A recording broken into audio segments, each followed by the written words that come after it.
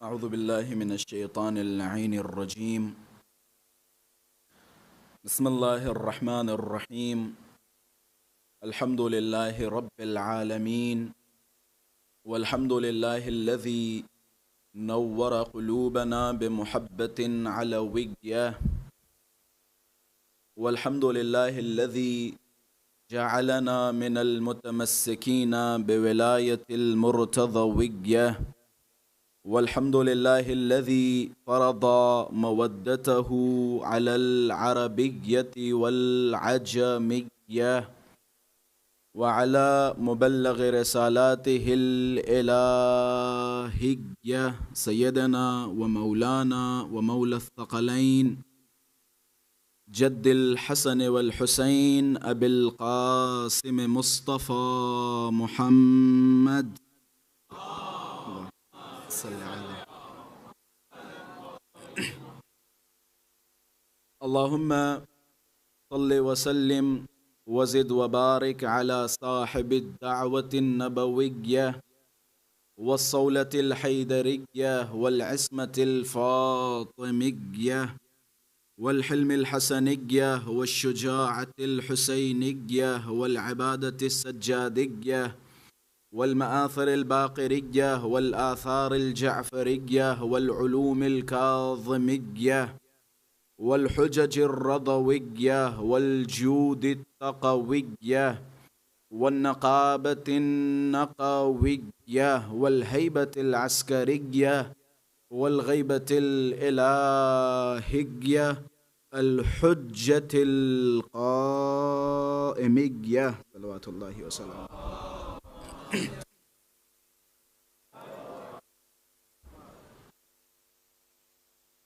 اللهم عجل لوليك الفرج والعافية والنصر واجعلنا من أعوانه وأنصاره. أما بعد، فقد قال الله تبارك وتعالى في محكم كتابه ومتقن خطابه: بسم الله الرحمن الرحيم. ومن آياته أن خلق لكم من أنفسكم أزواجا لتسكنوا إليها وجعل بينكم مودة ورحمة. صدق الله العلي العظيم.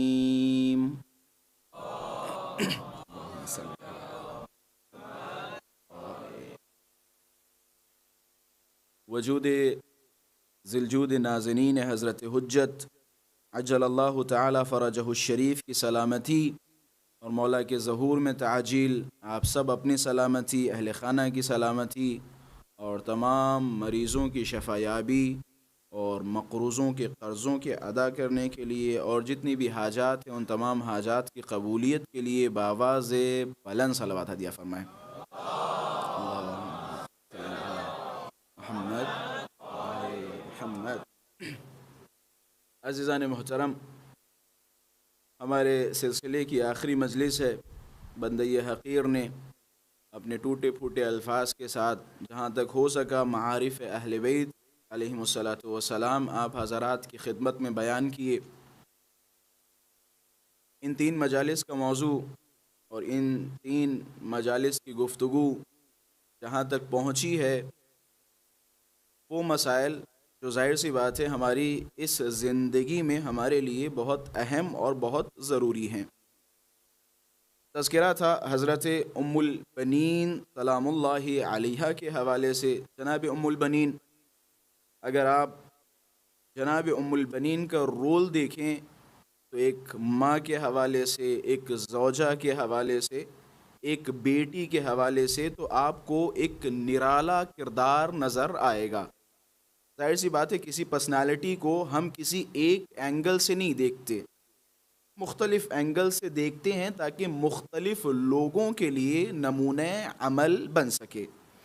آپ جناب ام البنین سلام اللہ علیہا کو اگر بیٹی کی نگاہ سے دیکھیں گے تو جناب ام البنین ایک بہترین بیٹی ہیں اپنے باپ کے لیے. یہ ان تمام بیٹیوں کے لیے نمونہ عمل ہوگا جو بیٹیاں جناب ام البنین سلام اللہ علیہا کو بیٹی کی شکل میں دیکھنا چاہتی ہیں.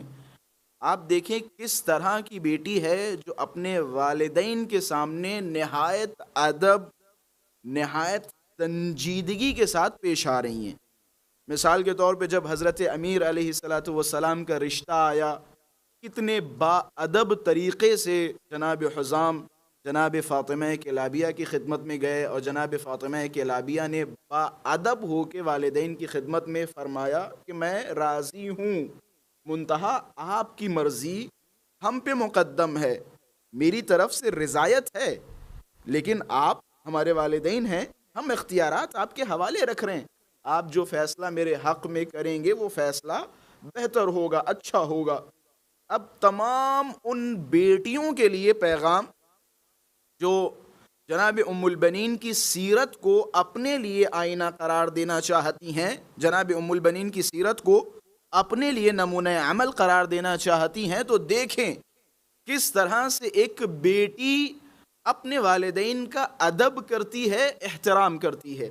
اور ویسے بھی بیٹیاں خاص کر اپنے باپ سے زیادہ محبت کرتی ہیں اور مانوس ہوتی ہیں۔ یہ آج کی جنریشن کے جہاں ظاہر سی بات ہے بہت سارے فیصلے، چاہے وہ جوان بیٹیاں ہوں یا جوان بیٹے ہوں، بغیر والدین کی اجازت کے لینے کی کوشش کرتے ہیں۔ میں ظاہر سی بات ہے دینیات کو کنارے رکھتے ہوئے میں اسی دنیا میں وہ چیزیں جو بندہ حقیر نے مشاہدہ کی، اور میں دعوے کے ساتھ اس منبر پہ بیٹھے یہ جملے کہہ سکتا ہوں، مجھے یقین ہے، اعتماد ہے اور تجربہ بھی ہے، وہ بچے کہ جو اپنے فیصلوں میں والدین کو کنارے کر دیں، وہ وقتی طور پہ خوش رہ سکتے ہیں، ہمیشہ خوش نہیں رہ سکتے۔ یہ میرا تجربہ ہے اور میں نے ہزاروں معاملات دیکھے۔ مثال کے طور پہ والدین کی اجازت کے بغیر کسی ملک میں بیٹھے، والدین کو بتائے بغیر کوئی لڑکا پسند آ گیا یا کوئی لڑکی پسند آ گئی، کچھ بھی نہیں بتایا، کچھ بھی شیئر نہیں کیا، کوئی تعلقات چل رہے ہیں، یا مثال کے طور پہ آپ نے شادی کر لی، نکاح کر لی، وقتی طور پہ آپ خوش ہو سکتے ہیں، لیکن ہمیشہ اس شے میں خوشی حاصل نہیں کر سکتے، کیونکہ آپ کی خوشی میں آپ کے والدین شریک نہیں ہیں۔ وہ والدین شریک نہیں ہیں کہ جنہوں نے آپ کے لیے پوری عمر گوا دی۔ اللہ تبارک و تعالی اشارہ کر رہا ہے، میرے خیال سے جوان بچوں اور جوان بچیوں کے لیے اس سے اہم جملہ کوئی نہیں ہو سکتا۔ آپ کسے اپنی زندگی کے اہم فیصلے سے نکال رہے ہیں، اسے اپنی زندگی کے اہم فیصلے سے نکال رہے ہیں جس کے ایک احسان کا بدلہ آپ پوری زندگی بھر نہیں دے سکتے۔ روایات میں ہے، اور اسی طرح قرآن مجید میں اللہ تبارک و تعالی نے اشارہ کیا کہ وہ وقت جب ایک ماں بچے کو دنیا میں لاتی ہے نا، جب بچہ پیدا ہوتا ہے نا، اس وقت جو ماں ایک درد محسوس کرتی ہے، اس درد کا صلہ آپ پوری زندگی خدمت انجام دیں ادا نہیں کر سکتے۔ وہ درد جو آپ کو اس دنیا میں لاتے ہوئے ایک ماں محسوس کرتی ہے، تو اپنی زندگی کے اہم فیصلوں میں والدین کو بتائے بغیر قدم نہ اٹھائیں۔ آپ والدین کو بتائیں، اگر والدین راضی نہیں ہو رہے، آپ کے خیال سے یہ چیز صحیح ہے، تو انہیں ادب، احترام، محبت کے ذریعے، پوٹنے اور پھسلانے کے ذریعے انہیں اپنی طرف لے کے آئیں، اپنی رائے میں انہیں شامل کریں، لیکن ان کی مخالفت نہ کریں۔ یہ ان لوگوں کے لیے ہے کہ جو جناب ام البنین کو بیٹی کی شکل میں دیکھنا چاہتے ہیں۔ دیکھیں کتنی با ادب بیٹی ہے، فیصلہ رشتہ کس کا؟ امیر المؤمنین کا، امیر المؤمنین کا رشتہ، لیکن جناب ام البنین فرما رہی والد صاحب میری طرف سے ہاں ہے، اور میں نے خواب بھی دیکھا، ایسا ویسا خواب میں ہوا، باقی فیصلے آپ کے ہاتھوں میں، آپ بسم اللہ، آپ میرے حق میں غلط نہیں کریں گے۔ یہاں وہ جو بیٹیاں جناب ام البنین کو بیٹی کی شکل میں اپنے لیے نمونہ عمل قرار دینا چاہتی ہیں، اسی طرح میں نے کل کی گفتگو میں وضاحت کے ساتھ بیان کیا، وہ جو ماں کی شکل میں جناب ام البنین کو دیکھنا چاہتی ہیں، کتنی با ادب ماں ہے، کیسی ماں ہے کہ جو اپنے بچوں کی اتنی بہترین تربیت کر رہی ہے، اپنے بچوں کو سکھا رہی کہ بچوں دیکھو امامت کے مقابلے میں تمہیں کتنا با ادب ہونا ہے۔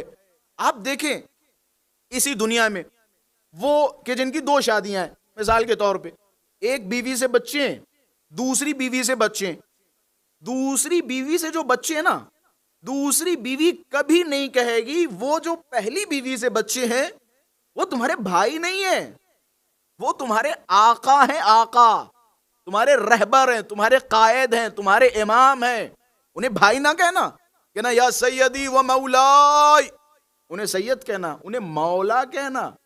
یہ دیکھیں جناب ام البنین کی وسعت قلبی، کتنا بڑا جگر ہے۔ میرے خیال سے آج کی خواتین اس بات کو سمجھ سکتی ہیں، اس سے اندازہ لگا سکتی ہیں کہ جناب ام البنین کا مرتبہ اتنا زیادہ کیوں ہے۔ ایسے نہیں اہل بیت علیہ الصلوۃ والسلام نے جناب ام البنین کے حوالے سے اتنے فضائل و معارف بیان کیے، اور جناب ام البنین سے خاص ارادت تھی، ایک خاص محبت تھی۔ یہ ماں اپنے بچوں کو سکھا رہی ہے، اگر آپ کو بہترین ماں دیکھنی ہو تو جناب ام البنین کی طرف نظر ڈالیے۔ اب آئیے جناب، آپ کو بہترین زوجہ دیکھنی ہے، بہترین زوجہ دیکھنی ہے، آپ جناب ام البنین کی سیرت کو دیکھیں، کس طرح سے حقوق شوہر جناب ام البنین نے ادا کیے، کتنا ادب، کتنا احترام، کتنی با کمال خاتون ہے۔ امیر المؤمنین کے گھر میں جیسے ہی داخل ہوئی چوکھٹ کو چوم رہی ہیں، میں آپ کی زوجہ نہیں، آپ کی کنیز بن کے آئی ہوں، آپ کی خادمہ بن کے آئی ہوں۔ یہ جناب ام البنین کی سیرت، کس طرح سے جناب ام البنین نے حضرت امیر علیہ الصلوۃ والسلام کے سامنے اپنے آپ کو ٹوٹلی سرنڈر کیا۔ میں نے شاید عزائے فاطمیہ سلام اللہ علیہا کے سلسلے کی مجالس میں 2-3 باتیں عرض کی تھی۔ ایک زوجہ اپنے شوہر کے لیے کس طرح ہو، یاد رکھیں یہ جو میں باتیں بیان کر رہا ہوں ہرگز اس کا یہ مطلب نہیں ہے کہ میں صرف اور صرف خواتین کے مسائل پہ ڈسکس کر رہا ہوں، مردوں کے حقوق اس سے کہیں زیادہ ہیں۔ مرد مطمئن نہ ہوں گے جناب والا ساری چیزیں خواتین کے لیے، بس آپ بادشاہ بنے رہیں۔ آپ نے سن لی قرآن مجید کی آیت کریمہ الرجال قوامون علی النساء، مرد عورتوں کے اوپر حاکم ہے، بس اسی ذوب میں آ کے آپ جناب والا ساری چیزیں اپنے کنٹرول میں کر لیں۔ ایسا نہیں ہے، ایسا نہیں۔ تالیاں 2 ہاتھوں سے بجتی ہیں، ایک ہاتھ سے تالی نہیں بجتی ہے۔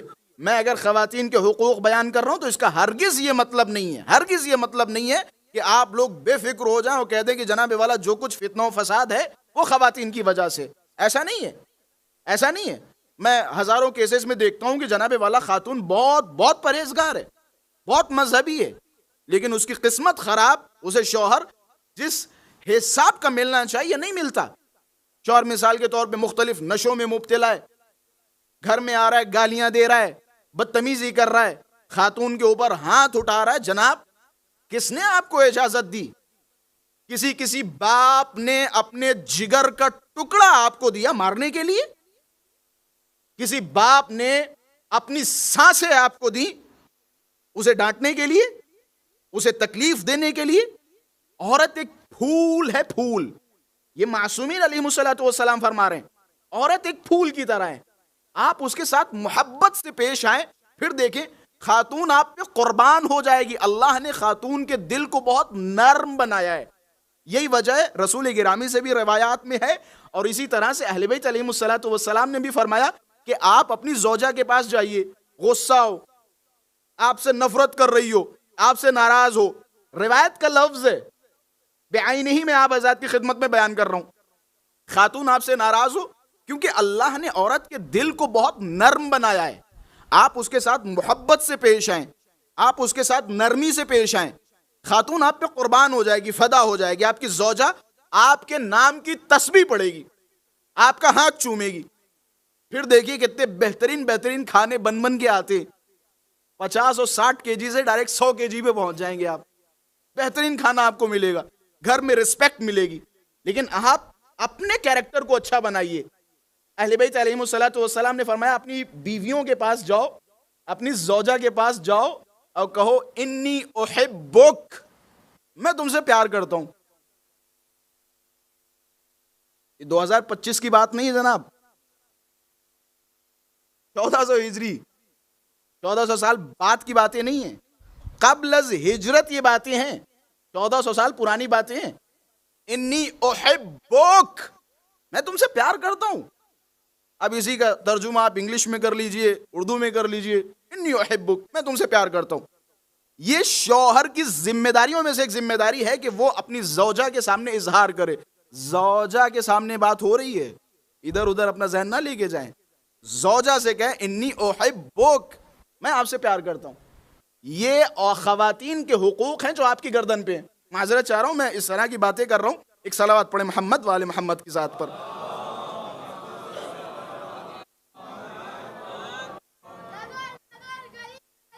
علی علی علی علی علی علی علی علی علی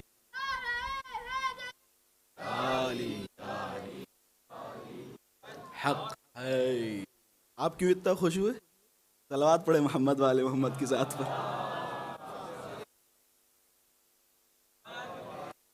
بچے کی سلامتی کے لیے صلوات پڑھیں محمد والے محمد کی ذات پر.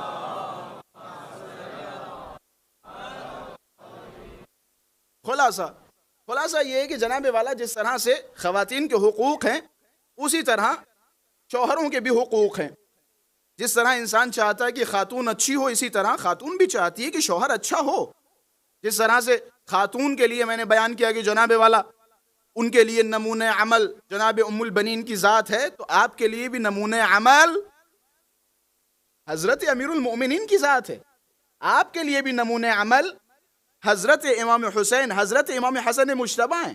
آپ کے لیے نمونہ عمل ہونا چاہیے کس طرح سے اپنی زوجہ کے ساتھ تعامل فرما رہے ہیں.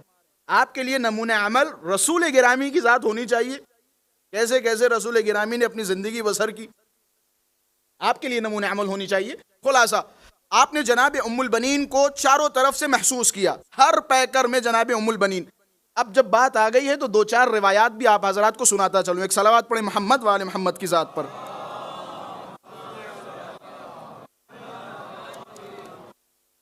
ایک اور صلوات پڑھیں محمد والے محمد کی ذات پر.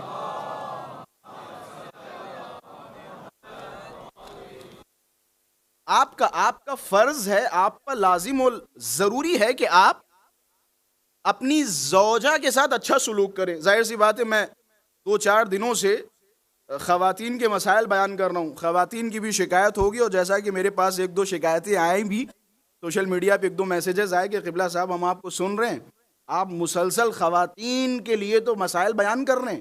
یہ جو مرد اتنے بدتمیز ہوتے ہیں بعض اوقات، یہ مرد جو اتنی گھروں میں گالیاں دیتے ہیں، نشے کر کے آتے ہیں، پوری رات گھروں سے غائب رہتے ہیں، 2 دن اور 3 دن کے لیے گھومنے چلے جاتے ہیں، ہم تو گھر میں بیٹھے ہوئے. انہیں ہر چیز کی اجازت ہے. ہم ذرا سا ایک قدم بھی باہر نکال دیں تو ہمارے اوپر بڑی پابندیاں ہوتی ہیں. تو میں ان ماں بہنوں کی خدمت میں ہاتھوں کو جوڑ کے کہوں گا، ہرگز ایسا نہیں ہے. اگر آپ کے لیے پابندیاں ہیں تو مرد آزاد نہیں ہے. اگر وہ آپ کی شوہریت میں ہے، آپ کا شوہر ہے، اگر آپ کے لیے یہ ضروری ہے کہ آپ کسی نامحرم کی طرف نظر نہ اٹھائیں، اسی طرح شوہر کو حق نہیں ہے کہ جناب والا کیونکہ آپ مرد ہیں تو کسی کو بھی چیک آؤٹ کر سکتے ہیں، کسی کو دیکھ سکتے ہیں. ہرگز ایسا نہیں ہے، ہرگز ایسا نہیں ہے. جہاں خاتون گھر کے باہر نہیں نکل سکتی، مثال کے طور پہ بغیر شوہر کی اجازت کے، اور کسی نامحرم سے تعلق نہیں رکھ سکتی، بات نہیں کر سکتی، تو آپ جناب والا یہ مت سوچیں کہ جناب پابندیاں ان کے لیے، ہمیں کوئی مسئلہ نہیں ہے کیونکہ ہم مرد ہیں، کیونکہ ہم مرد ہیں. ایسا ہرگز نہیں ہے. آپ کے تعلق آپ کی زوجہ کے ساتھ اچھے ہونے چاہیے. انسان کی پہچان، یہ میرے والد صاحب کا جملہ ہے. میں بعض اوقات دیکھتا ہوں، ظاہر سی بات ہے گھر کی کہانیاں ہیں، گھروں میں دیکھتا ہوں تو تھوڑا سا شوہر کا پلڑا نیچے ہو جاتا ہے، ہلکا پڑ جاتا ہے، خاتون بعض اوقات بھاری پڑتی ہے. تو میں والد صاحب سے یہ بات کہتا ہوں تو والد صاحب عرض کرتی، جملہ یقین کریں کاش اس چیز کو میں سمجھ جاؤں کہ خواتین سے ڈرنا شریف مردوں کی پہچان ہے. کہ شریف مردوں کی پہچان ہے. شریف ہے، اچھا مرد ہے، ٹھیک ہے، ہر جگہ آپ کی چلتی ہے، ہر جگہ آپ کی چلتی ہے. گھر میں اگر خاتون کی چل رہی تو کوئی مسئلہ نہیں ہے، آپ اسے انجوائے کیجئے. آپ کہیے کہ جناب والا ہمارے گھر میں یہی باس ہیں، ان کے بغیر کوئی فیصلے نہیں ہوتے، اس میں کوئی قباحت نہیں. آپ عورت کو اچھا مرتبہ دے رہے ہیں، اچھی عزت دے رہے ہیں، عورت آپ سے مزید محبت کرے گی. آپ کے تعلقات اگر زوجہ کے ساتھ بہتر ہیں. رسول گرامی صلی اللہ علیہ وآلہ وسلم نے فرمایا، اللہم صلی علی محمد وآل محمد، اکمل المؤمنین ایمانا احسنہم خلقا. آپ دیکھنا چاہتے ہیں کہ مؤمنین میں سب سے بہترین ایمان کس کا ہے، تو دیکھیں ان میں سے اخلاق کس کا اچھا ہے. جس کا جتنا زیادہ اچھا اخلاق ہوگا اس کا اتنا ہی بلند والا ایمان ہوگا. وَأَلْطَفُهُمْ بِأَهْلِ.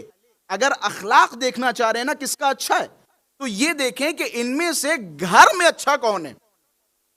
بعض اوقات ہوتا ہے بہت سارے مومنین جن کے اخلاق کی ہم تعریف کرتے ہیں کہ جناب والا فلاں صاحب کتنے اچھے اخلاق کے حامل ہیں، فلاں صاحب کتنے اچھے آدمی ہیں، ہمیشہ مسکراتے رہتے ہیں، ہمیشہ اچھی طرح سے پیش آتے ہیں، مومنین کو گھروں پہ دعوتیں دیتے ہیں، بہت پیارا اخلاق ہے، نمازی ہیں، متقی ہیں، پرہیزگار ہیں. لیکن گھر میں فرعون ہے. گھر میں فرعون ہے. فرعون صرف ایک کیریکٹر کا نام نہیں ہے. فرعون صرف ایک کیریکٹر کا نام نہیں ہے. ہر جگہ آپ کو فرعونیت نظر آ جائے گی. ہر انسان کے اندر چھوٹا موٹا فرعون ہے، بس مصر الگ الگ ہے.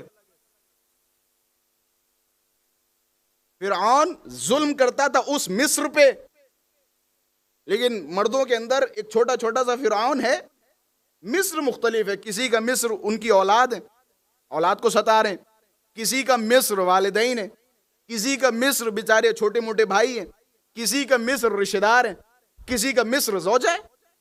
ہر انسان کہیں نہ کہیں تھوڑا بوڑا کسی نہ کسی کے ساتھ زیادتی کرتا ہے، ظلم کرتا ہے. تو خلاصہ نہ فرعون بنے اور نہ اپنا کوئی مصر بنائے. اچھا انسان وہ ہے کہ جس کا اخلاق اچھا ہو. ایک اخلاق اچھا اس کا ہے کہ جس کا اخلاق گھر میں اچھا ہو، بھائیوں کے ساتھ اچھا اخلاق ہو، بہنوں کے ساتھ اچھا اخلاق ہو، زوجہ کے ساتھ اچھا اخلاق ہو، رشتہ داروں کے ساتھ اچھا اخلاق ہو. آپ باہر اخلاق کے مظاہرے کرتے رہیے، پتہ چلے گھر میں آپ سے بڑا کوئی بدتمیز نہیں ہے.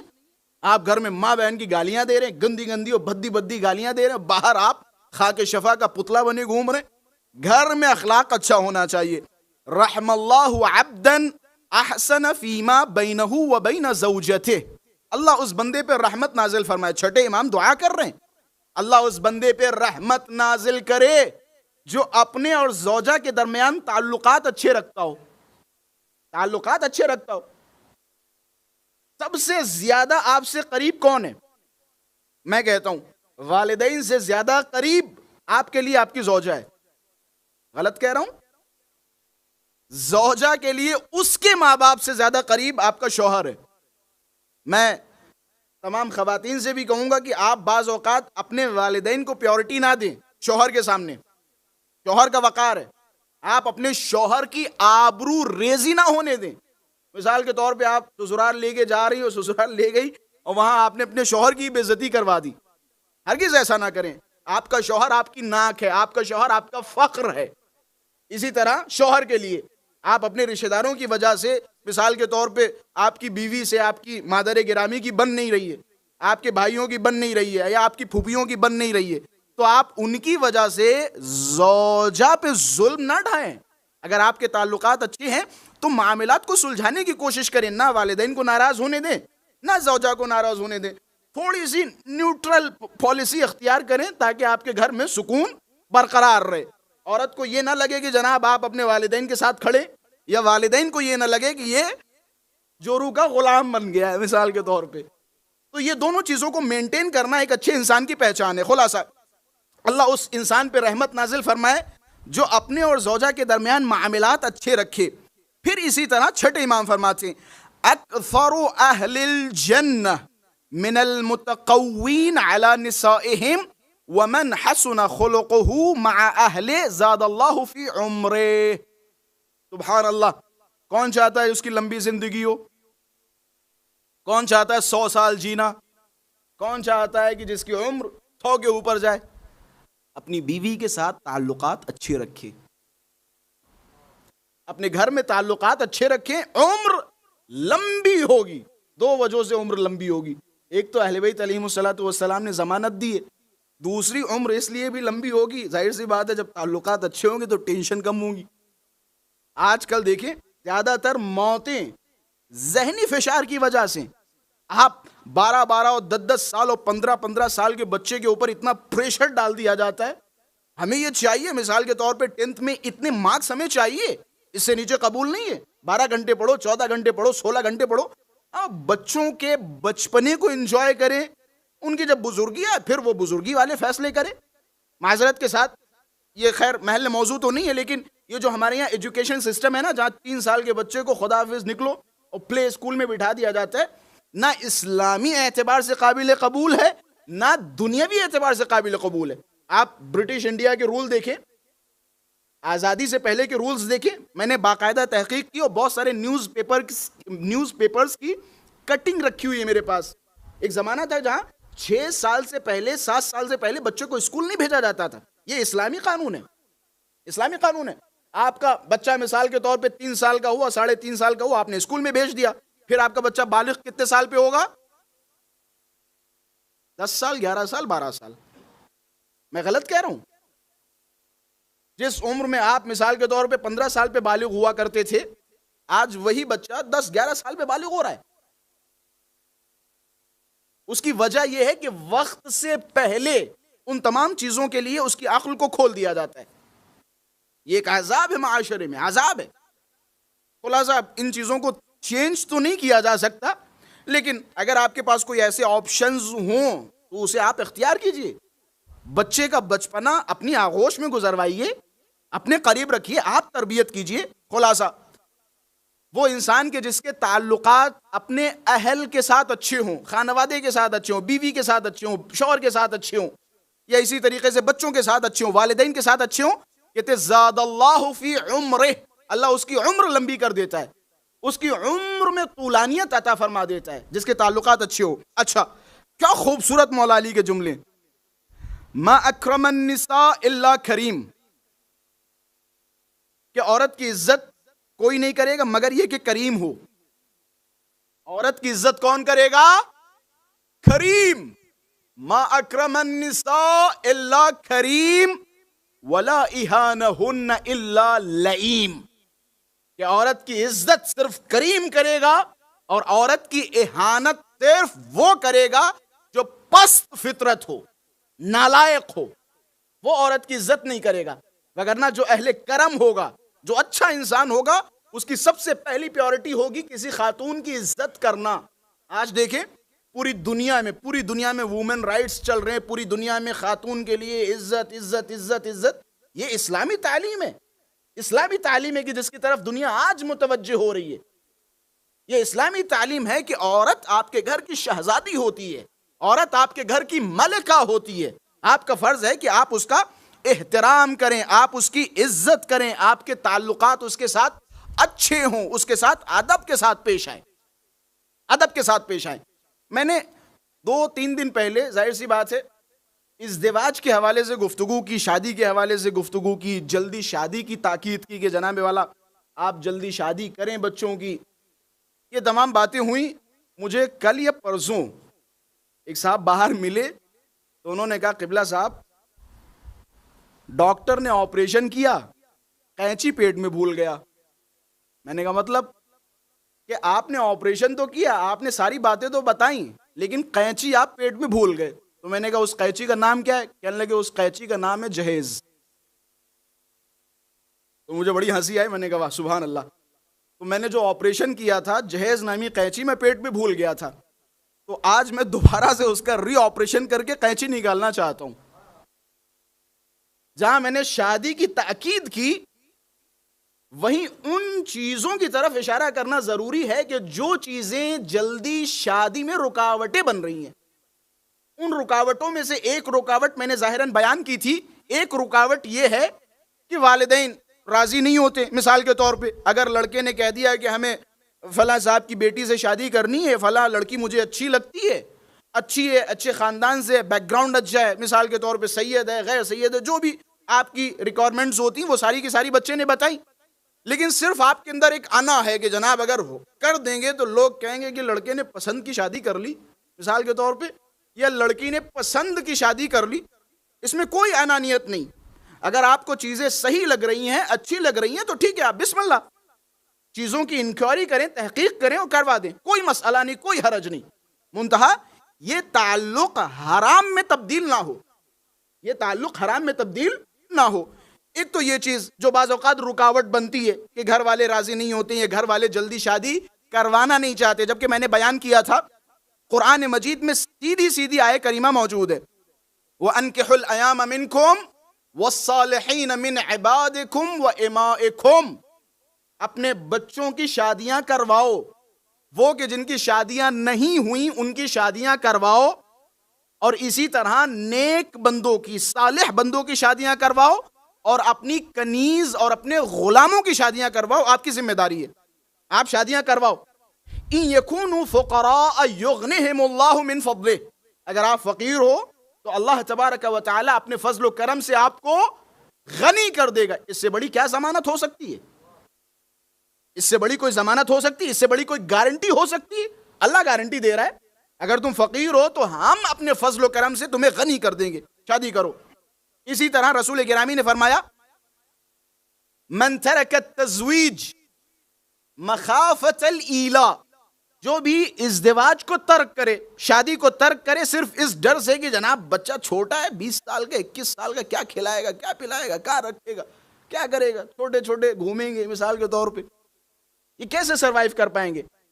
اگر اس علت، اس وجہ سے کوئی انسان کسی کی شادی نہ کرے، یا لڑکا اس وجہ سے شادی نہ کرے، روایت کا لفظ ہے فقد اساء الظن باللہ، گویا اس نے اللہ پر سوء ظن باندھ دیا ہے، یعنی اللہ کے بارے میں اس کے غلط خیالات ہیں، اللہ کے بارے میں برا سوچ رہا ہے.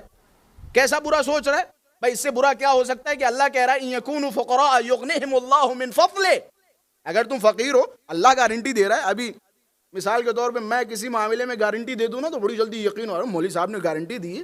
ہاں، مولوی صاحب کی گارنٹی پہ آپ کو اتنا بھروسہ ہے؟ کسی ایک عام انسان کی گارنٹی پہ آپ کو اتنا بھروسہ ہے؟ اگر کوئی انسان کہہ دے کہ جاؤ جناب 6 مہینے کے بعد تمہاری جاب پکی ہے، آپ کو پتا ہے کہ فلاں صاحب کسی کمپنی کے مالک ہیں، تو آپ کو یقین ہو جائے گا 100%، اور اسی حساب سے آپ خرچے کریں گے، ہم آ جاؤ پارٹی شارٹی دیتے ہیں، 6 مہینے کے بعد جاب تو پکی ہے. اس انسان پہ آپ کو یقین ہے، بھروسہ ہے. لیکن اللہ اتنی بڑی ضمانت دے رہا ہے، جناب باتوں کو سمجھ رہے ہیں؟ اتنی بڑی ضمانت دے رہا ہے، اگر تم فقیر ہو تو ہم تمہیں اپنے فضل و کرم سے غنی کر دیں گے، بے نیاز کر دیں گے، بے نیاز کر دیں گے، تم شادی کرو. اچھا، اس میں بھی ایک شے جو رکاوٹ بنتی ہے بعض اوقات، وہ رکاوٹ ہے جہیز، جہیز کی رکاوٹ. شادی کو جتنا ہلکا کریں گے، جتنا آسان بنائیں گے، معاشرے میں فتنہ و فساد اور فحاشی اتنی کم ہوگی. شادی کو ہلکا کیجیے. شادی دیر سے ہونے کی ایک وجہ ہے جہیز. جہیز کائنڈ آف لعنت ہے ایک انسان کے لیے، مرد کے لیے. سارے مرد یہاں تشریف فرمائیں. ایک لعنت ہے انسان کے لیے. انسان سوال کرے کہ جناب ہمیں یہ چاہیے، ہمیں وہ چاہیے، ہم نے اپنے لڑکے کو ڈاکٹر بنایا ہے تو ہمیں اس کی اوقات کے حساب سے چاہیے. یہ انسان کے گلے میں جوتے کا ہار ہے، اور کچھ کہوں؟ جوتے کا ہار ہے. انسان کھڑا ہے، ایک باپ اپنے جگر کا ٹکڑا دے رہا ہے، تم اس سے اس کے ساتھ یہ بھی مانگ رہے ہو، وہ بھی مانگ رہے ہو. ٹھیک ہے، الٹا کر دیجئے جناب، الٹا کر دیجئے. بیٹی گھر پہ رہے گی، تم ودا ہو کے آ جاؤ، فری میں آ جاؤ، ہم تمہیں رکھیں گے، آ جاؤ ودا ہو کے. انسان خاتون کو، ایک باپ کے ٹکڑے کو، یہاں پہ ماشاءاللہ سے سارے والدین تشریف فرمائیں. باپ زیادہ محبت کس سے کرتا ہے، بیٹی سے یا بیٹے سے؟ صاحبان اولاد تشریف فرمائیں. جگر کا ٹکڑا جب باپ اپنی بیٹی کو ودا کرتا ہے نا، چیخ چیخ کے، چلا چلا کے روتا ہے، ایسے روتا ہے کہ جیسے گھر سے کوئی میت نکل رہی ہو. وہ باپ اپنے جگر کے ٹکڑے کو بھی دے رہا ہے، ساتھ میں آپ کو کھانے کے لیے، پینے کے لیے، پہننے کے لیے بیڈ بستر اور نوی فلا فلا فلا وہ بھی آپ مطالبہ کر رہے ہیں. ٹھیک ہے، اپنی مرضی سے ایک باپ اپنی خوشی میں دے سکتا ہے، اس کو اختیار ہے، باپ اپنی بیٹی کے لیے کچھ بھی دے سکتا ہے. وہ گاڑی دے، گھر دے، زمینیں دے، کچھ بھی دے، کوئی مسئلہ نہیں ہے. لیکن جہیز کا معاشرے میں ماحول نہ بنایا جائے. ماحول کیسے؟ مثال کے طور پہ آپ سوال نہ کریں، کسی طرح کی جہیز کی ڈیمانڈ نہ ہو، آپ کی ڈیمانڈ نہ ہو. ڈیمانڈ ضروری نہیں کہ زبان کے ذریعے ہو، ڈیمانڈ اشاروں میں ہوتی ہے. ہم چنتے ہی ایسا ہے کہ جہاں ہمیں یقین ہو کہ یہاں کا لفافہ مضبوط ہے. مثال کے طور پہ آپ اگر ماشاءاللہ سے مجھے 2 4 5 10 لوگ دکھائیں جو ویل ٹو ڈو ہیں، جن کے پاس بہترین جابز ہیں، بہترین کمپنیز ہیں، بہترین فیکٹریاں ہیں، مثال کے طور پہ سب کچھ ہے ان کے پاس، مجھے دکھائیے بہت غریب گھر میں جا کے شادی کر لی ہو. آپ کہیں گے جناب ہم نے مانگا نہیں. ہم بھی کہہ رہے ہیں آپ نے نہیں مانگا, لیکن کہیں نہ کہیں آپ کی نیت اس چیز کی طرف تھی, وگرنہ کیا غریبوں میں آپ کو خوبصورت اور خوبصیرت خاتون نہیں نظر آئیں گی؟ اگر واقعاً آپ کے لیے ایک خاتون معیار تھی تو خوبصورت اور خوبصورت نظر نہیں آئیں گی؟ بے شک نظر آئیں گی.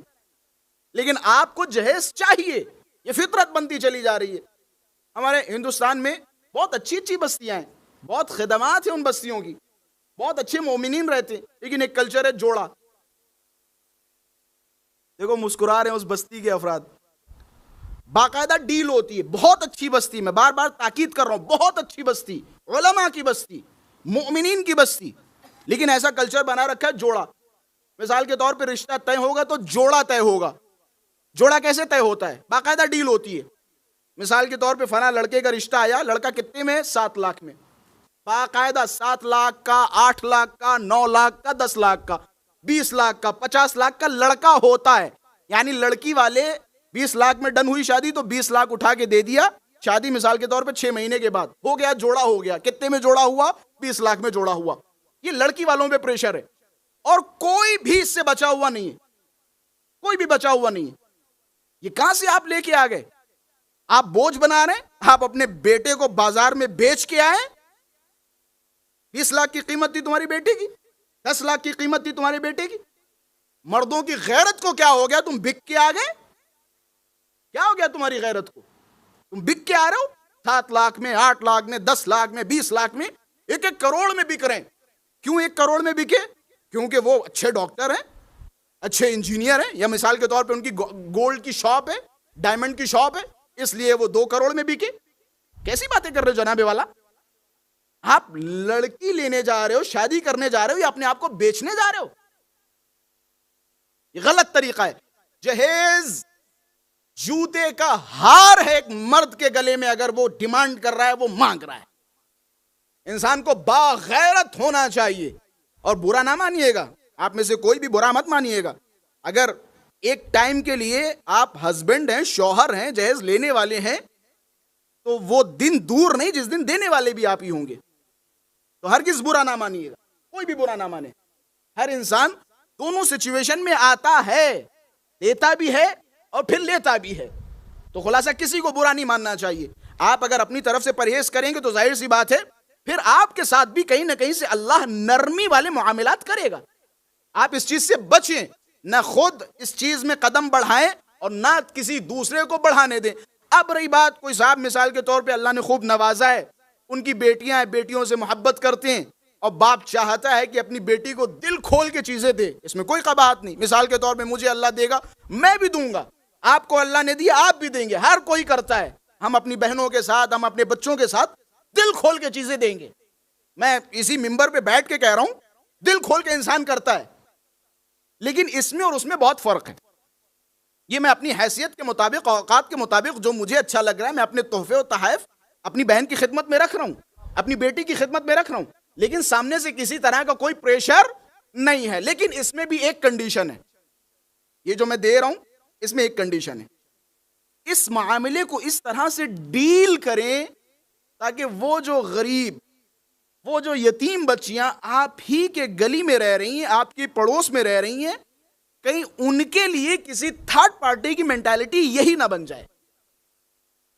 ایسا نہ ہو, ہمارے یہاں گاؤں دیہات میں ہوتا ہے, جہیز وغیرہ جب بارات جاتی ہے تو جہیز باقاعدہ گاؤں کے ایک مطلب چوراہے پہ رکھا جاتا ہے, ایک وزٹنگ پوائنٹ پہ رکھا جاتا ہے, اور ایک ایک گلاس, 6 گلاس اگر ہیں تو 6 گلاس کو ایک کے اوپر ایک گلاس, ایک کے اوپر ایک گلاس. مطلب کیا یہ ذلیلوں والی حرکتیں کر رہے ہیں آپ؟ یہ ذلیلوں والی حرکتیں. گلاس, کٹوری اور نمی چمچ تک اگر 100 چمچ ہے تو 100 چمچ لٹکائے رکھے ہیں. یہ دیکھو ہم دے رہے ہیں, وہ ایک بھکاری بیچارہ آ رہا ہے, تھوڑی دیر کے بعد گھوڑے پہ سوار ہو کے اسے دیں گے. یہ کیا نظام بنا رکھا ہے آپ نے؟ کیسا نظام بنا رکھا ہے؟ آپ کو اگر دینا بھی ہے, آپ اپنی بچی کو دے رہے ہیں, ٹھیک ہے, شادی آپ نے کر دی, 10 دن کے بعد دھیرے دھیرے ان کے گھر پہ سامان آپ نے پہنچوا دیا.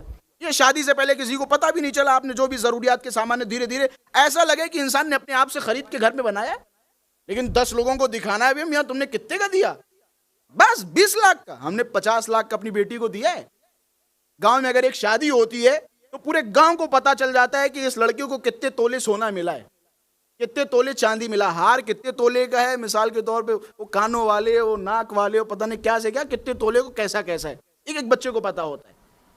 تو خلاصہ جہیز کے خلاف کھڑے ہوں۔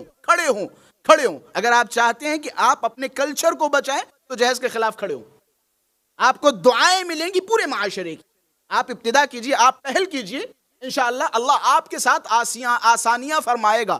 یہ ایک چیز ہے جو شادیوں میں رکاوٹ کی اہم وجہ ہے۔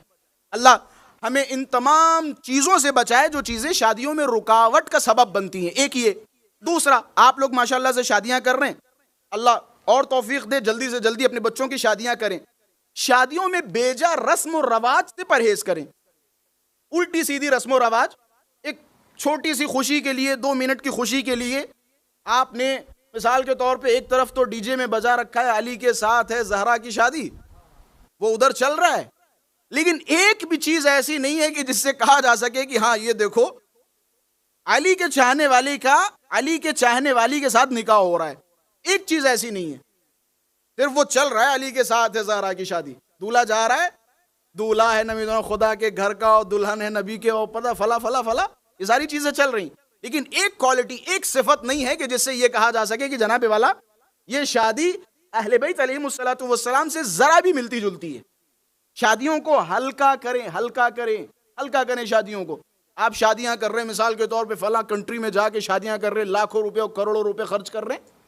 ابھی اگر امام حسین کا معاملہ آ جائے تو پورے معاشرے کے جتنے شریف زادے ہیں نا وہ سارے کھڑے ہو کے کہیں گے یا ویسٹ آف منی، یہ سب کہہ دیں گے۔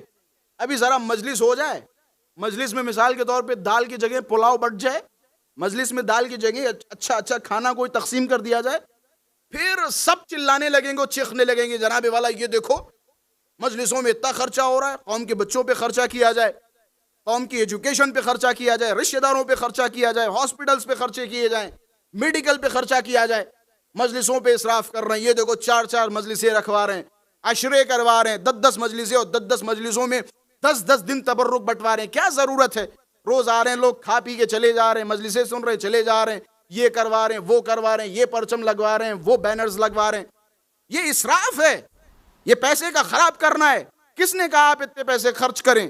یہ کہتے ہوئے آپ کو نظر آ جائیں گے، لیکن یہ جملے وہی کہتے ہیں اور انہیں وہی نظر آتا ہے جنہیں اپنے گھروں کی شادیاں نظر نہ آتی ہوں۔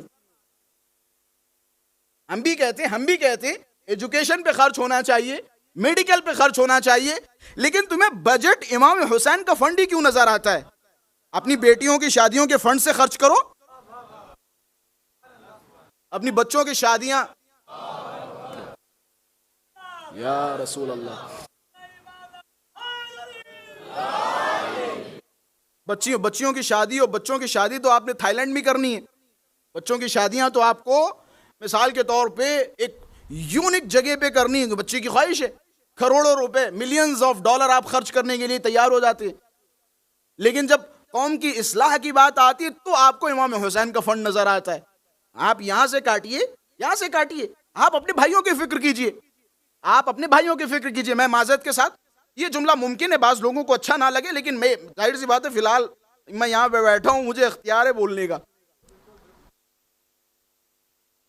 آپ شادیوں میں خرچ کر رہے ہو، اپنی بیٹی کی شادی میں مثال کے طور پہ کروڑوں روپے خرچ کیے، کبھی مڑ کے دیکھا دائیں بائیں؟ آپ کا سگا چھوٹا بھائی، آپ کا سگا بڑا بھائی، اللہ نے آپ کو نوازا ہے، آپ اسراف کر سکتے ہیں کہ بڑے بھائی کے لیے، چھوٹے بھائی کے لیے ایک چھوٹا موٹا بزنس نہیں ڈلوا سکتے؟ ٹھیک ہے آپ کے تعلقات نہیں ہیں، آپ کی نہیں بنتی ہے، لیکن اگر اللہ نے آپ کو نوازا ہے، کہنے لگے کیا ضروری ہے، لازم ہے، واجب ہے کہ ہم اپنے بھائیوں کا خیال کریں؟ اما وہ تو چھوڑو، ایک مسلمان کے حقوق آپ کی گردن پر واجب ہیں، ایک عام مسلمان کے حقوق۔ اگر کوئی عام مسلمان آپ کا پڑوسی بھوکا سو رہا ہے تو کہیں نہ کہیں روز محشر آپ سے سوال ہوگا، جناب کہاں تھے؟ تم نے مثال کے طور پہ پنکھے کی آواز اتنی تیز کر رکھی تھی کہ پڑوسی کی بھوک تمہیں محسوس نہیں ہو رہی تھی؟ اے سی لگوا کے تم نے چاروں طرف سے دروازوں کو اتنی ٹائٹ کر کے بند کر رکھا تھا کہ باہر کی ذرا بھی تمہیں آواز نہیں آ رہی تھی کسی کی بھوک کی، کسی کی پیاس کی؟ وہ تم سے سوال کیا جائے گا، بھائی تو دور کی بات ہے، کسی ایک عالم دین نے امام زمانہ سے ملنے کے لیے چلا کھینچا، کئی طریقوں سے مناجات کی کہ امام زمانہ سے ملاقات ہو جائے، امام زمانہ سے ملاقات ہو جائے۔ ہمارے یہاں روایات ہیں کہ موسم حج میں حضرت حجت حج کے لیے تشریف لاتے ہیں، خانہ کعبہ کے اطراف ہوتے ہیں، تو عالم دین ہر سال حج پہ جاتے تھے، 18-20 حج کیے ایک نیت کے ساتھ کہ امام زمانہ سے ملاقات ہو جائے، امام زمانہ کا دیدار ہو جائے۔ سالوں تک امام زمانہ سے ملاقات نہیں ہوئی۔ خواب دیکھا کہ تمہیں پتہ ہے کہ امام زمانہ سے تمہاری ملاقات کیوں نہیں ہوئی؟ مولا کس لیے؟ کہ تمہارا فلاں رشتہ دار فلاں علاقے میں رہتا ہے، برسوں ہو گئے تم نے اس سے اس کا حال نہیں پوچھا، تم نے صلہ رحمی نہیں کی، تم نے نہیں پوچھا کہ جناب ٹھیک ٹھاک ہو، طبیعت صحت کیسی ہے آپ کی، تم نے نہیں پوچھا، لہٰذا تم اس لائق نہیں کہ میں تم سے ملاقات کروں۔ یعنی ایک رشتہ دار کا آپ کی گردن پہ یہ حق بنتا ہے۔ آپ مثال کے طور پہ اچھے ملکوں میں رہ رہے ہیں، آپ فائنینشلی اسٹرانگ ہیں، کچھ نہیں، ضروری نہیں کہ آپ کسی کو کچھ پیسہ دیں تبھی آپ کا رشتہ دار آپ سے راضی ہو جائے، خوش ہو جائے۔ آپ کم سے کم ان کا حال تو لیں، حال لیں، ان سے پوچھیں تو صحیح۔ اس میں کوئی بے عزتی نہیں ہے کہ آپ یہاں سے کہیں گے جناب وہ بھی تو فون کر سکتا تھا، آپ فون کریں۔ جھکتا کون ہے؟ پھلدار درخت جھکتا ہے، پھلدار درخت جھکتا ہے۔ اور گاؤں دیہات میں ہوتا ہے تھوڑا بہت، انسان احساس کمتری کی وجہ سے کبھی کبھی انسان آپ سے بات کرنا نہیں چاہتا ہے، لیکن جس دن آپ ایک سلام کر دے تو پھر بعد میں آپ کو اندازہ ہوگا ہاں یہ تو محبت کرنے والا آدمی۔ انسان جب احساس کمتری کا شکار ہوتا ہے نا، سوچتا ہے یار اگر ہم سلام کر دیں گے تو یہ سوچے گا کیونکہ ہم غریب ہیں، ہم فقیر ہیں، ہم نادار ہیں، تو یہ زیادہ سوچنے لگے گا، کہے گا دیکھو آ گیا کسی چیز کے لیے۔ غریب بہت غیرت دار ہوتے ہیں، میں سارے غریبوں کی بات نہیں کر رہا ہوں، لیکن غیرت دار ہوتے ہیں۔ اس کی غیرت اتنی زیادہ ہے کہ وہ احساس کمتری کی وجہ سے آپ سے نہیں بولنا چاہ رہا ہے، لیکن آپ سلام کر کے دیکھیے آپ کا رشتہ دار آپ کو گلے سے لگا لے گا۔ صلہ رحمی انسان پر واجب و لازم و ضروری ہے۔ صلہ رحمی کے فرائض انجام دیں، اپنے گھر میں تعلقات اچھے رکھیں، آپ کے اوپر لازم و ضروری ہے۔ ایک صلوات پڑھیں محمد و آل محمد کی ذات پر۔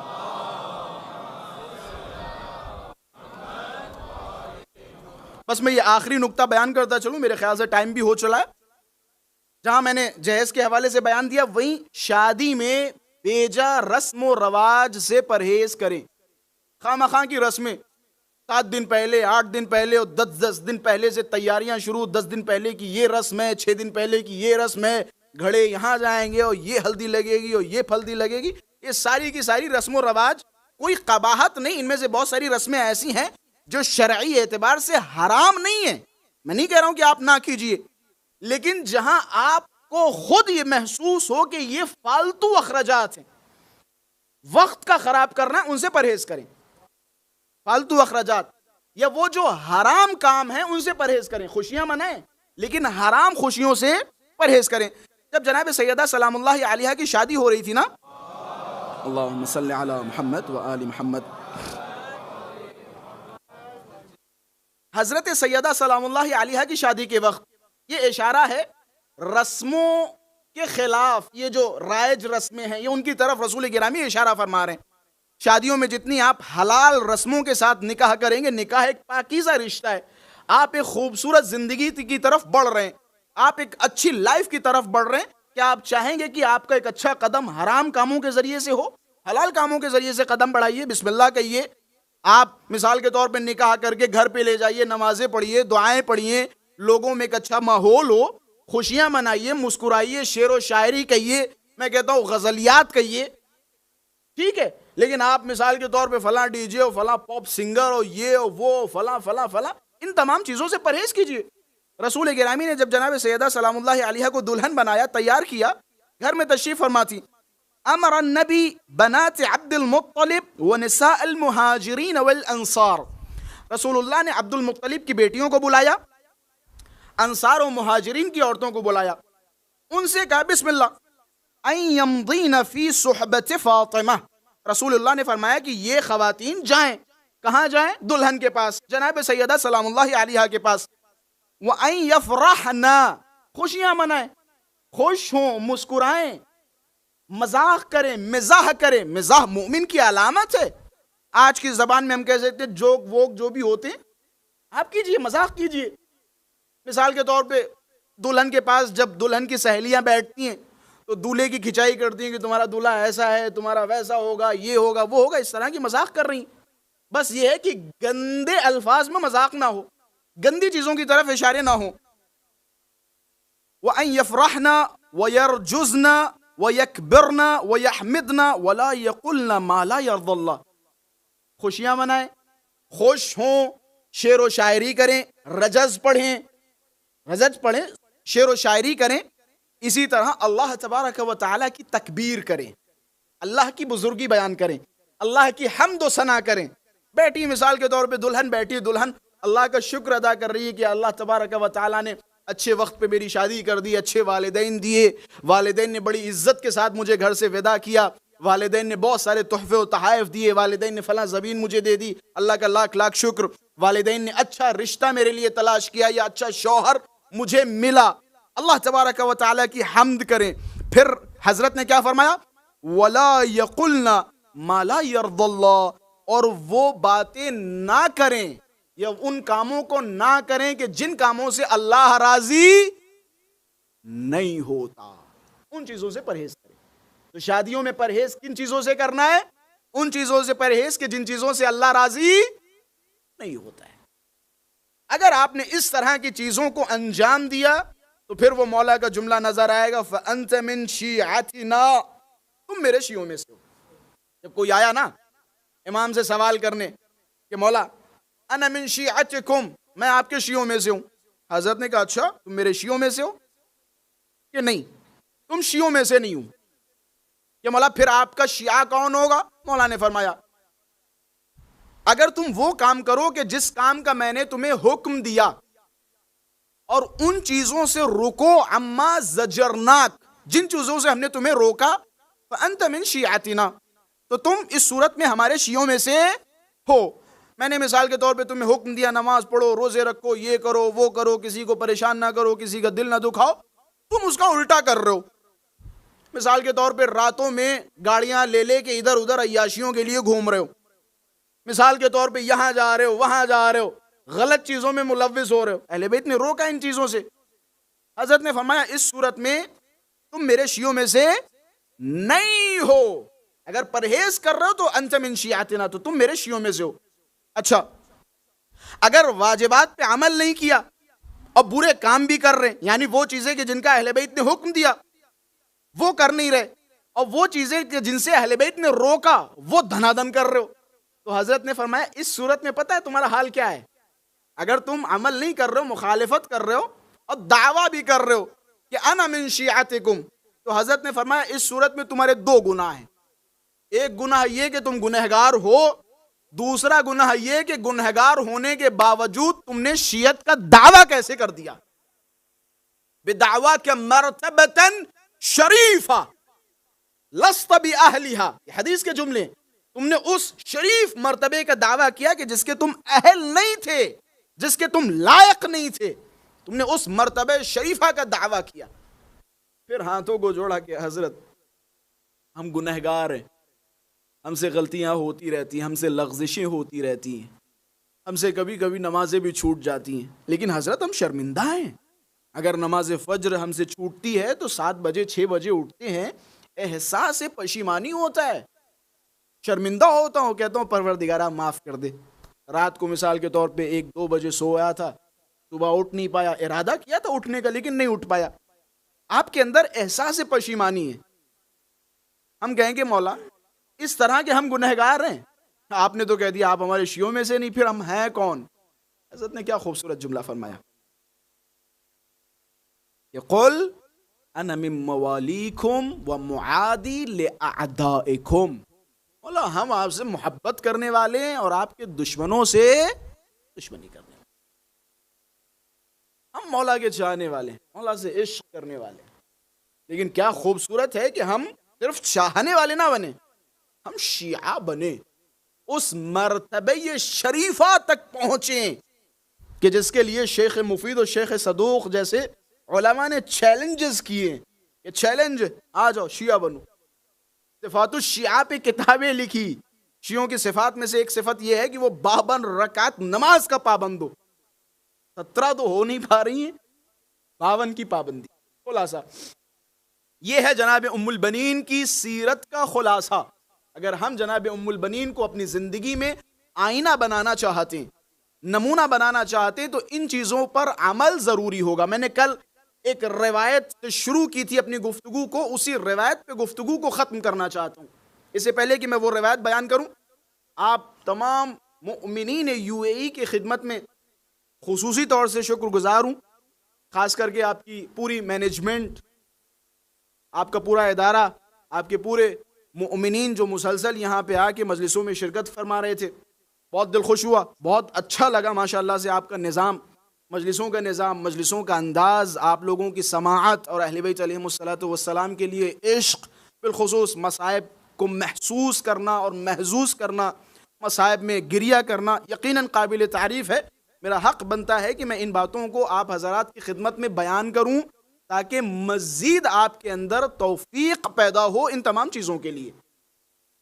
اللہ تبارک و تعالی آپ سب کے درمیان اسی طرح دوستی، محبت، اتفاق پیدا رکھے، اتفاق قائم رکھے. جو بھی ان میں سے پریشان ہو پروردگارہ ان کی پریشانیوں کو دور فرمائے. میں خصوصی شکریہ ادا کروں گا، ظاہر سی بات ہے، اس حکومت کا، اس گورنمنٹ کا، کہ جنہوں نے ایک بہترین موقعیت آپ لوگوں کو فراہم کی. ایک پردیس میں بیٹھ کے آپ امام حسین کا تذکرہ کر رہے ہیں، اہل بیت کا تذکرہ کر رہے ہیں. آپ کا حق بنتا ہے کہ یہاں کی وہ تمام ایجنسیوں کا شکریہ ادا کریں جنہوں نے آپ کو موقع دیا. حدیث ہے، من لم یشکر المخلوق لم یشکر الخالق. جو مخلوق کا شکریہ ادا نہیں کر سکتا وہ کبھی اپنے رب کا شکریہ ادا نہیں کر سکتا. ہم شکر گزار ہیں امارات کی حکومت کا کہ جنہوں نے ہمیں بہترین موقع دیا. ہم شکر گزار ہیں یہاں کی پولیس کا، یہاں کی مینجمنٹ کا، یہاں کی ایجنسیوں کا، جو ایک پیسفل طریقے سے ہمیں موقع دے رہے ہیں. اور ماشاءاللہ سے آج تک یہ یو اے ای کی تاریخ کی خوبصورتی یہ ہے کہ آج تک یہاں شیعوں کے حوالے سے کسی طرح کے کوئی اتفاقات نہیں ہوئے. تو شیعہ بہت پرامن طریقے سے یہاں پہ مجالس برپا کر رہے ہیں، عزاداریاں کر رہے ہیں. میں شکر گزار ہوں. اسی طرح سے تمام مؤمنین کا شکر گزار ہوں جو مؤمنین مسلسل ان مجلسوں میں آئے اور آ رہے ہیں.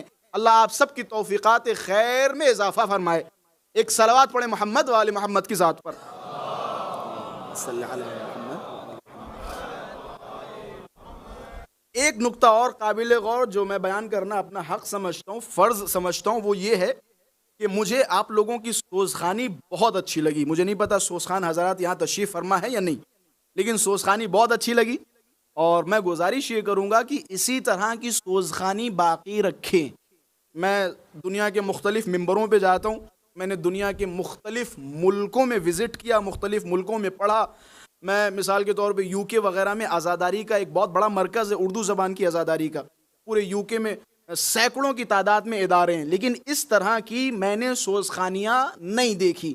تو میں گزارش کروں گا کہ آپ اسی سوزخانی کو برقرار رکھیں، اسی پرانی روش کو برقرار رکھیں. اللہ سوزخان اور نوحہ خان حضرات ان سب کی توفیقات خیر میں اضافہ فرمائے. ان کی سلامتی کے لیے صلوات بر محمد و آل محمد.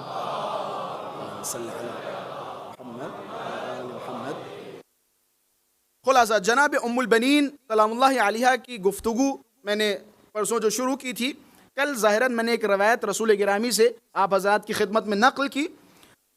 روایت ہے، رسول گرامی فرماتے ہیں اربع خصال یسود بها المرء. 4 خصلتیں کہ جن کے ذریعے انسان ترقی کرتا ہے، عروج کرتا ہے. پہلی العفہ والادب والجود والعقل.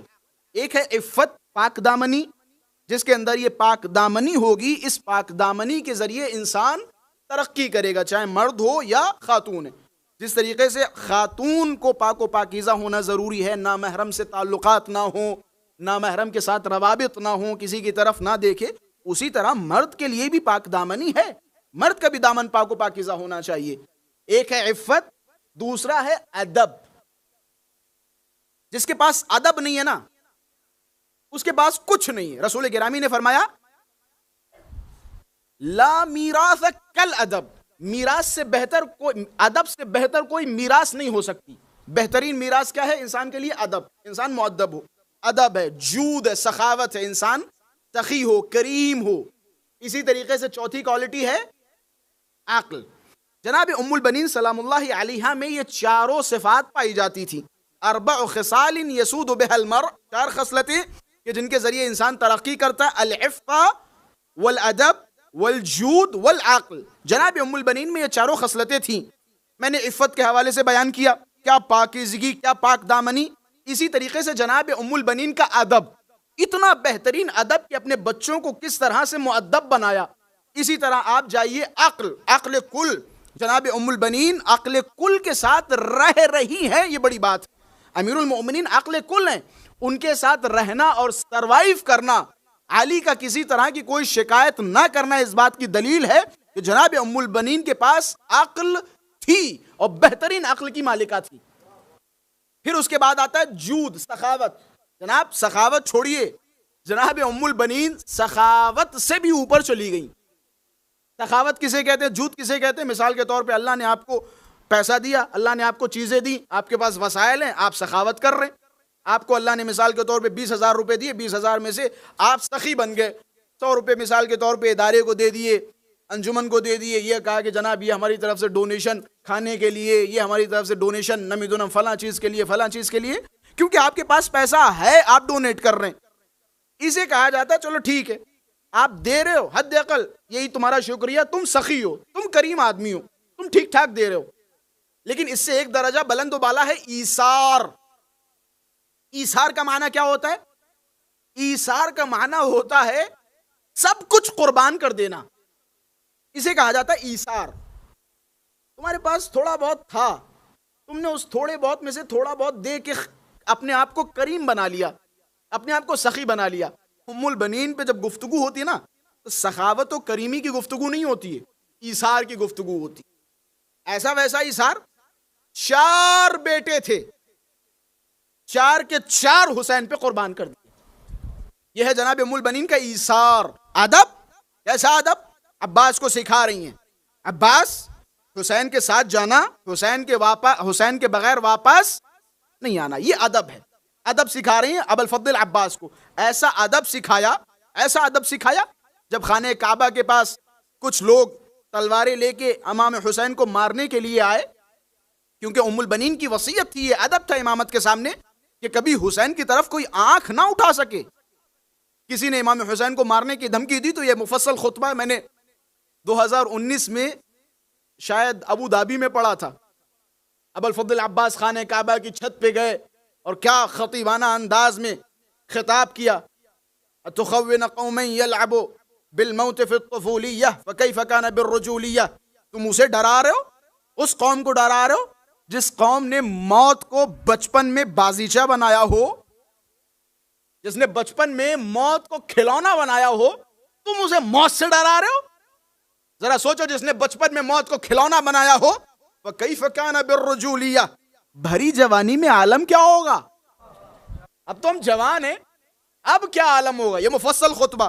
خلاصہ وقت نہیں ہے جو میں خطبے کے جملات بیان کروں. آخری جملہ، ادب ہے یہ ابو الفضل عباس کا کہ جب تک عباس زندہ ہے کسی میں مجال نہیں جو حسین کی طرف نظر اٹھا کے دیکھے. اسی خطبے کا جملہ کہ تم لوگ اسی فتنے میں مبتلا ہو رہے ہو جس فتنے میں قریش مبتلا ہوئے.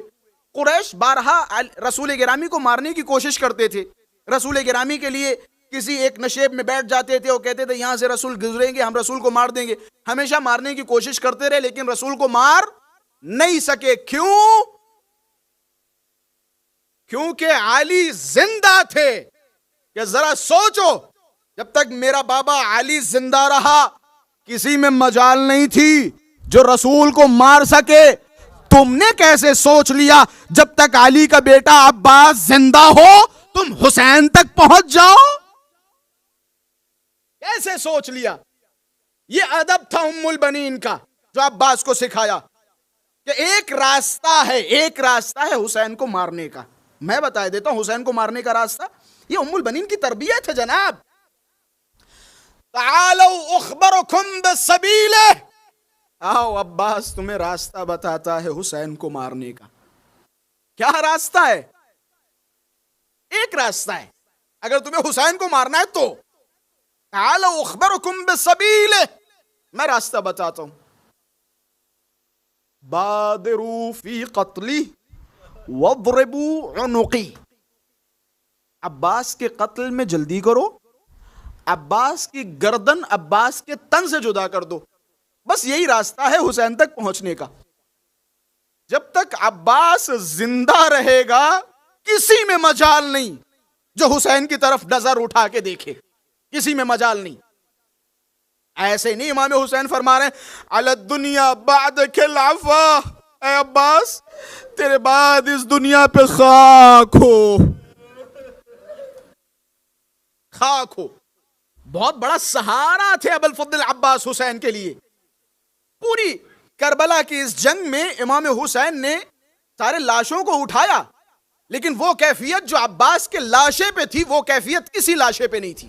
ایک جملہ آپ نے ہمیشہ سنا، امام حسین کو جیسے ہی خبر ملی نا عباس گھوڑے سے گرے، مولا نے ایک جملہ فرمایا الان انکسر ظہری، عباس تیرے جانے سے حسین کی کمر ٹوٹ گئی. اس کا آپ لفظی معنی نہ لیجئے، عربی ممالک میں رہتے ہیں لفظی معنی نہیں ہے، یہ ایک محاورہ ہے. جب کسی انسان کا سب کچھ تباہ و برباد ہو جائے پھر انسان کہتا ہے اب میری کمر ٹوٹ گئی. یعنی حسین کے لیے عباس سب کچھ تھے، سب کچھ تھے. عباس تیرے بعد حسین کی کمر ٹوٹ گئی. کہ دو مقام ایسے تھے جہاں حسین کا چہرے پر ایک اظہار شکستگی یا آثار شکستگی نمودار ہوئے. پوری تاریخ کربلا میں دو مقام تھے. اصغر کا لاشا ہاتھوں میں لیا، انا للہ و انا الیہ راجعون کہتے رہے، لیکن حسین اتنا پریشان نہیں ہوئے. اکبر کے کلیجے سے برچھی نکالی، حسین اتنا پریشان نہیں ہوئے. لیکن دو مقام ایسے تھے جہاں حسین کے چہرے پر آثار شکستگی نمودار ہوئے. ایک جب حبیب ابن مظاہر نے آواز دی اے میرے آقا، اے میرے مولا، بچپن کا دوست حبیب اس دنیا سے جا رہا ہے. حسین لاشے حبیب پہ پہنچے، گالوں کو سہلایا اے حبیب کیا حسین کو عالم غربت میں اکیلا چھوڑ کے چلے جاؤ گے؟ ایک یہ مقام. دوسرا مقام جب عباس گھوڑے سے گرے، آواز دی آخری سلام، حسین دوڑے، جملہ فرمایا اے عباس تیرے جانے سے حسین کی کمر ٹوٹ گئی. اللہ آپ کو صبر دے، کوئی غم نہ دے سوائے غم مظلوم کربلا کے. یہ ام البنین کی تربیت تھی. جب بشیر مدینہ پہنچا آواز دی الا یا اہل یثرب لا مقام لکم، اے مدینے والو اب یہ مدینہ رہنے کے لائق نہیں رہا. کربلا میں حسین کو مار دیا گیا. ایک ضعیفہ عصے کا سہارا لیتے ہوئے بشیر کے پاس پہنچی. اے بشیر کس حسین کی بات کر رہا ہے؟ شہزادی علی کے بیٹے حسین کی بات کر رہا ہوں، زہرا کے لاڈلے حسین کی بات کر رہا ہوں. شہزادی تڑپ گئی، زمین پہ گر گئی. جب شہزادی اٹھی نا کہ ایک بات بتا، میں کیسے مان لوں کہ حسین کو کسی نے قتل کر دیا ہو جبکہ میرا بیٹا عباس حسین کے ساتھ ہو؟ بشیر کیسی باتیں کر رہا ہے؟ میرا بیٹا عباس حسین کے ساتھ تھا. بشیر نے ہاتھوں کو جوڑا کہ شہزادی معاف کرنا، جب تک آپ کا بیٹا عباس زندہ رہا کسی میں مجال نہ تھی حسین کی طرف آنکھ اٹھانے کی، لیکن شہزادی آپ کے بیٹے عباس کو مار دیا گیا. کہ بشیر میں کیسے مان لوں کہ میرے بیٹے کو اتنی آسانی سے مار دیا گیا ہو؟ کہ نہیں شہزادی آسانی سے نہیں مارا گیا. حسین نے بغیر تلوار بھیجا تھا، کسی لعین نے عباس کے بازوؤں کو قلم کر دیا، یہاں تک کہ مشق کو بھی چھید دیا، پانی زمین پہ بہہ گیا، عباس کو مار دیا، عباس کو شہید کر دیا. بھائی اتنا سننا تھا. ام البنین آگے بڑھی کہ اے بشیر بس اتنا بتا دے، تو نے کہا نا میرے بیٹے کے دونوں بازو قلم ہو گئے تھے. ارے مجھے معلوم ہے جب بھی کربلا میں کوئی شہسوار گھوڑے سے زمین پہ آیا ہوگا تو اس نے اپنے ہاتھوں کا سہارا لیا ہوگا، لیکن میرے بیٹے کے ہاتھ نہیں تھے. اب اتنا بتا دے جب میرا بیٹا زمین پہ آیا منہ کے بل آیا یا کلیجے کے بال؟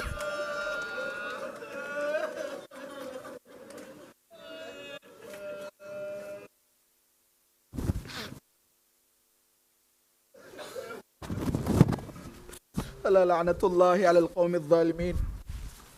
انا للہ و انا الیہ راجعون. رضا بقضائه وتسلیما لامرہ۔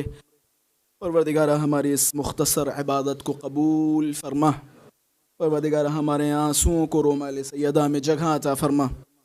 پروردگارہ ہم نے اتنے دن جو بھی عزاداریاں کی، مجلس، ماتم، نوحہ خوانی، سوز خوانی، پروردگارہ ان تمام عبادتوں کو قبول فرما۔